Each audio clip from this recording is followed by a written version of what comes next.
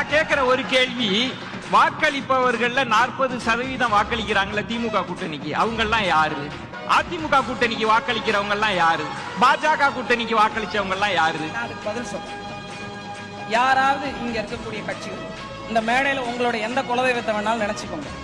நான் வாக்கிற்கு பணம் கொடுக்காது, மக்களின் வறுமையை பயன்படுத்திக் கொள்ளாது, இந்த நிலத்தின் வளத்தையும் நிலத்தையும் பாதுகாப்பேன் என்ற உத்தரவாதம் தந்து நான் வாக்கு கேட்கிறேன்னு சொல்லி வாக்கு பெற்றோம் என்று சொல்லுங்க. வாக்கை வாங்கினீர்கள், அதனால ஓட்டு போறாங்க. என் மக்களுடைய வறுமை. இன்னொரு கேள்வியும் கேட்டுட்டு நான் ஒரு பிரேக் போயிடுறேன். தொடர்ந்து வாக்குக்கு பணம்ன்றத சொல்லிட்டே வரீங்க, எலெக்ஷன் முடிஞ்ச பிறகு பணத்தால் கிடைத்த வெற்றிங்கிறீங்க. 26 மற்றும் உங்களுக்கு என்ன மாற்றம் வந்துடும்? என்ன நம்பிக்கை இருக்கு?